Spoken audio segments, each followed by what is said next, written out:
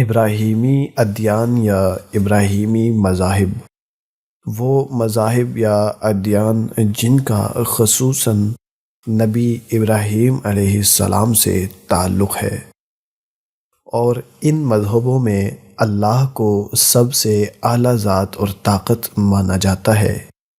ان تمام ادیان میں ابراہیم کو سب سے اہم شخصیت سمجھتے ہیں، اور یہ تمام ابراہیم کو محض خدا کا برگزیدہ نبی اور رسول مانتے ہیں، اور اندرونی طور پر یہ تمام ادیان اپنے آپ کو موحد یعنی ایک خدا کے ماننے والے کہتے ہیں۔ ان مذہبوں میں اسلام، مسیحیت اور یہودیت شامل ہیں، تاہم بہائیت اور دیگر چھوٹے مذاہب بھی ان میں شمار کیے جاتے ہیں، جن میں پہلے نمبر پر اسلام، جو کہ ایک توحیدی اور ابراہیمی مذہب ہے، جو اللہ کی طرف سے آخری رسول و نبی محمد صلی اللہ علیہ وسلم کے ذریعے انسانوں تک پہنچائی گئی آخری الہامی کتاب قرآن مجید کی تعلیمات پر قائم ہے۔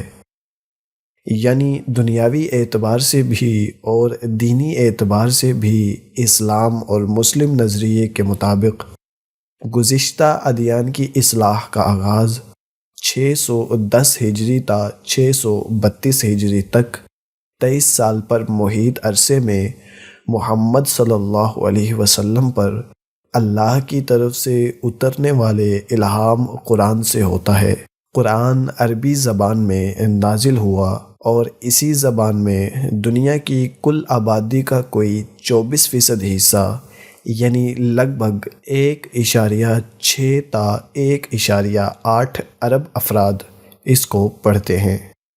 ان میں مختلف ذرائع کے مطابق قریباً 20 تا 30 کروڑ ہی وہ ہیں جن کی مادری زبان عربی ہے، جبکہ 70 تا 80 کروڑ غیر عرب یا عجمی ہیں جن کی مادری زبان عربی کے سوا کوئی اور ہوتی ہے۔ متعدد شخصی ماخذ سے اپنی موجودہ شکل میں آنے والی دیگر الہامی کتابوں کے برعکس بوسیلہ وحی فرد واحد محمد صلی اللہ علیہ وسلم کے منہ سے ادا ہو کر لکھی جانے والی کتاب اور اس کتاب پر عمل پیرا ہونے کی رہنمائی فراہم کرنے والی شریعت ہی دو ایسے وسائل ہیں جن کو اسلام کی معلومات کا منبع قرار دیا جاتا ہے۔ ان میں دوسرے نمبر پر آتا ہے مسیحیت یعنی عیسائیت۔ مسیحیت ایک تثلیث کا عقیدہ رکھنے والا مذہب ہے۔ تثلیث مسیحیت کا ایک لازمی جز ہے۔ لفظ تثلیث بائبل میں استعمال نہیں ہوا ہے۔ تثلیث کا مطلب ہے ایک میں تین یا تین میں ایک۔ مسیحی خدا کو ایک ہی مانتے ہیں مگر ایک میں تین ہستیوں کو شامل کرتے ہیں۔ اس عقیدے کو ایک لفظ میں سمونے کے لیے مسیحیت کے اولین علماء نے لفظ تثلیث استعمال کیا ہے۔ جو عیسیٰ بن مریم کو مسیح خدا کا بیٹا مانتے ہیں اور اسے بھی عین اسی طرح خدا مانا جاتا ہے جیسے خدا اور روح القدس کو، جنہیں بالترتیب باپ، بیٹا اور روح القدس کا نام دیا جاتا ہے۔ مسیحیوں کے ابتدا میں 3 فرقے تھے۔ یہ تینوں اس بات پر متفق ہیں کہ 3 ایک ہے اور ایک 3 ہے۔ یسوع مسیح، جن کو اسلامی دنیا میں عیسیٰ ابن مریم کے نام سے پکارا جاتا ہے، ان کو تثلیث کا ایک جز یعنی خدا ماننے والے مسیحی کہلاتے ہیں، لیکن کچھ فرقے یسوع کو خدا نہیں مانتے، وہ انہیں ایک نبی یا عام انسان مانتے ہیں۔ مسیحیت میں 3 خداؤں کا عقیدہ بہت عام ہے جسے تثلیث کہا جاتا ہے، جس کے بارے میں گفتگو گزر چکی ہے۔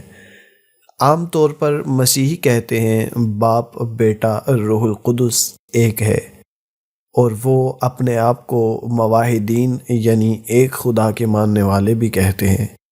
اور اسے توحید فی التثلیث کا نام دیا جاتا ہے۔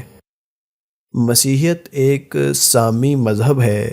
یہ تحقیق کے مطابق پوری دنیا میں لگ بھگ 2 ارب پیروکار رکھتا ہے۔ مقدس بائبل مسیحیوں کی مقدس کتاب ہے، جسے اسلام میں انجیل کہا جاتا ہے۔ اس کے بعد ابراہیمی مذاہب کا تیسرا بڑا مذہب یہودیت ہے۔ یہودیت توحیدی اور ابراہیمی ادیان میں سے ایک دین ہے، جس کے تابعین اسلام میں قوم نبی موسیٰ یا بنی اسرائیل کہلاتے ہیں، مگر تاریخی مطالعے میں یہ دونوں نام یعنی بنی اسرائیل اور یہودیت اس قوم کے لیے منتخب ہیں جس کا تورات کے جز خروج میں ذکر ہے، یعنی تورات کی کتاب خروج میں ذکر ہے۔ اس کے مطابق بنی اسرائیل کو فرعون کی غلامی سے نبی موسیٰ نے آزاد کیا اور بحیرہ احمر پار کر کے کوہ سینا پر لے آئے۔ حالانکہ یہودیت میں کئی فقہ شامل ہیں، سب اس بات پر متفق ہیں کہ دین کی بنیاد بے شک نبی موسیٰ نے رکھی، مگر دین کا دار و مدار تورات اور تلمود کے مطالعے پر ہے، نہ کہ کسی ایک شخصیت کی پیروی کرنے پر۔ سن 2006 کے آخر تک دنیا میں یہودیوں کی تعداد 14 ملین تھی۔